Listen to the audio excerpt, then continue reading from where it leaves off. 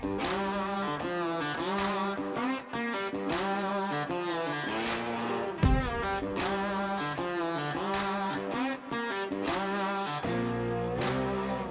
man. Yeah, man, no problem. Appreciate you taking the time. Yeah. So how many years have you been teaching out here at Shooter Symposium?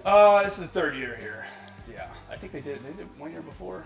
So I'm new to it, right? This is literally my first year here, okay. so I'm kind of coming in as a student as well, so new Okay. experience, which is why we're kind of asking some of the questions that we're asking, like we talked about a little bit before off camera. Sure. It's like, we've got all these big names, top tier dudes, nationally renowned in the industry, and as consumers, or like newer students, Yeah. it's like, I don't even know where to go, I don't even know where to start, start, yeah. and with your background being what it is, obviously I would think that you'd have some more of the more competition shooter style types of people coming and wanting to train with you, but Yeah, what on average, I guess probably compared to the people that are here. Yeah. you think?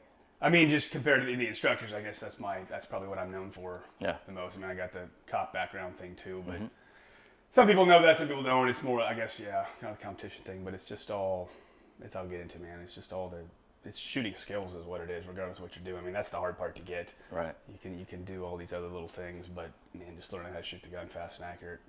Who was your mentor coming up? Man, I mean, I was a mentor. It'd be hard to pick one. If I had to pick one guy, I always say Dave Savigny. Yeah.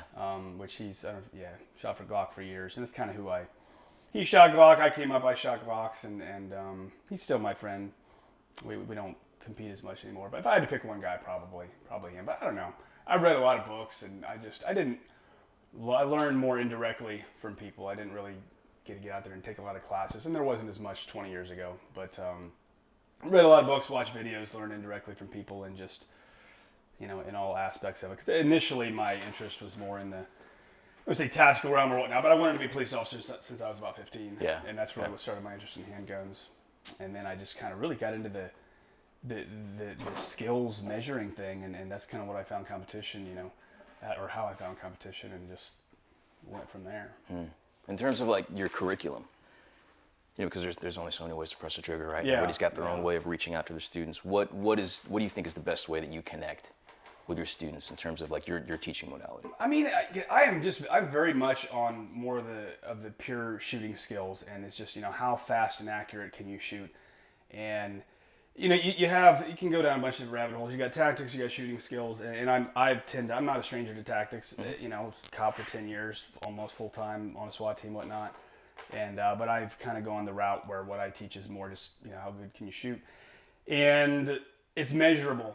And that's the main, it's very black and white. You can do it or you can't do it. You can't bullshit it. You can't pretend, it's just, that's what I like about it, I guess. You can't pretend to run 100-yard dash in a certain amount of time or pretend to do a certain amount of pull-ups. And man, I mean, that's, so in my thing, I'm probably a little more speed oriented than some of the other guys, and just how you measure. A lot of the cop stuff is more, traditionally has been more off par time, and you're shooting these little groups at, more like USPSA IDPA type scoring, where it's just a different balance of accuracy and speed, and I think that's probably what's maybe a little different with me, and that's just kind of what I teach and what I preach, and I think it's what happens, in like real, when you look at all the shootout dash cam videos and stuff, regardless of who's been in more gunfights and all this stuff. I mean, just look at what the footage shows. It's fast. It's close typically. Yep.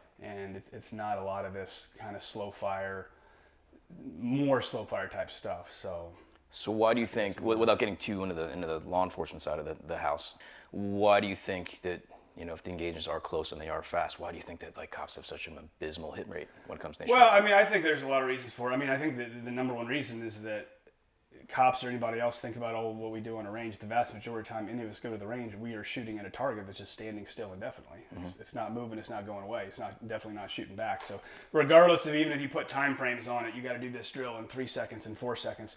At the end of that drill, the target's still there. Yeah. It didn't go away. And it's especially not moving. I think the moving thing, I'm really big on that, and some of the high-level competition stuff has a lot of that stuff, actually practicing and shooting on moving, disappearing targets. Not a lot of people do that. Right. I think that's probably, I mean, there's a lot of factors, but I think that's one of the biggest factors is just that.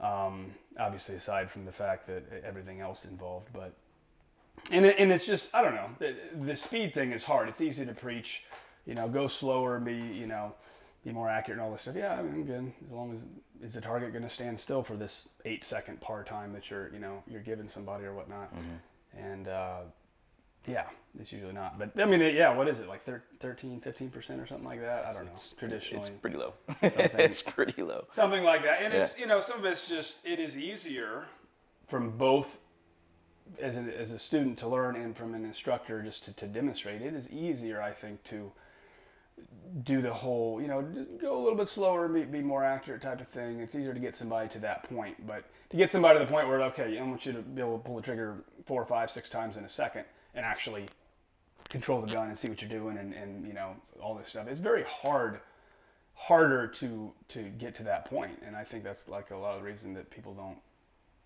push that. Is there a difference in how you teach like your law enforcement only classes versus your civilian or your I mean, classes? when it comes to the fundamental shooting stuff, not really. Yeah. Not at all, really. I mean, grip, trigger control, seeing the sights at speed, different levels of focus on your sights and all that stuff. That's all pretty much the same. To me, honestly, it comes down to, in the moment, you can say you're doing this class or this class. It comes down to the students, what they want, the questions they ask, and the skill level that they're at, more than anything. I've gone into different classes thinking I'm going to be doing this, and then it kind of goes a whole different route based off some guys, what they are interested in and everything. Mm-hmm. So, yeah, most of it is really, I mean, again, the shooting part is the same. Some of the more competition type stuff, I get a few guys and somebody, and they're just really gung-ho, and we end up going down a lot of rabbit holes that I probably wouldn't talk about otherwise. But not really a lot of difference, though, I don't think, in most of my classes. Fundamentals of the fundamentals. I mean, they are. They're at a higher level. It's that exercise at a higher level. A lot of people think there's, at least to me, it seems like they think that there's this magical secret stuff that like the top guys have, and there's a lot, but it's mostly not. It's mostly the fundamentals at a higher level, and trying to do something right so many times until you essentially can't do it wrong, and that kind of mentality. A lot of people, you do something right, they get to the point they do something right 9 out of 10 times, and they're happy with that. The guys that are really, really good are the guys that are pissed off as hell that they still fucked it up one time. Right. Yeah. I've been that way, whether I liked it or not. It's a lot of sleepless nights and stuff, but like you can't figure something out. Yeah, bothers me until I do. What should the students expect for your class here? I mean, so some straight up, like I say, how well can you shoot initially? I just kind of do a couple of drills and it's just very black and white and kind of see where you're at, and then but a lot of performance based. Mm-hmm. Yeah, I would say more than anything, I'm very, very performance based, measurable, and we kind of go from there. And it's just so much fundamentals, like trigger control, for instance. That's the number one thing. I preach that beginning of the class, and I always kind of test people on that. And 80-90% of people at least have, maybe more than that, have some issues with that. So I'm always like harping on that. Man, if you can't get this at this point, like, don't really even worry so much about all this other stuff. Sure. You got to be able to do this. And a lot of people, you get into it, they do it just a little while, and then like, oh yeah, I know, I've heard that, I know, I gotta, and it's just natural human nature. You want to go to the cool stuff, and right. I don't, trust me, I do that too. Like, we do a lot of other things that are more fun, but I just like, I'm still, man, you gotta really hit those fundamentals hard, and you gotta practice them, you gotta train on that until you got it, before you really should worry about a lot of this other stuff. Right. Yeah, the metrics don't lie at the end of the day when it comes down to it. I dig it. Awesome.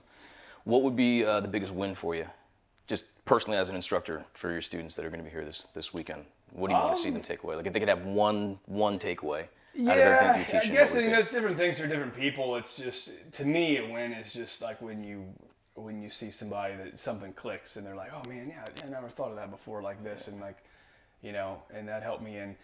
And me more, it's probably like some of the emails or whatnot I would get later on, like, hey, I did this because you taught me, or whatever it was, or I've got a few of them where guys have been in shootouts and gunfights and whatnot. I'm like, oh man, that really helped me. And those were, I guess to me that's kind of what stood out. So you never know who that's going to be when that's going to be. Somebody in your class down the line gets in something, and something that you taught them helped save their life. Yeah. Obviously that's kind of the ultimate win, feel good type thing. But yeah. Well, thank you for taking the time, man. Yeah, it's man. Good, No it's problem, just good man. to have like a It's little bit good of to be insight here. into Yeah. what we're getting into when Sure. it comes to the students. So we're definitely gonna be rolling some cameras by and checking you out in the middle of the class and Okay. Yeah. trying to see how you do. Yeah. So Yeah. Hopefully it's probably going to be a lot of the same stuff as the last few years, and I think I'm on this range right over here, and yeah. outstanding. Cool. Well, thanks, man. Well, yeah, you bet, Really man. appreciate Well, taking the thanks time. Thanks for coming.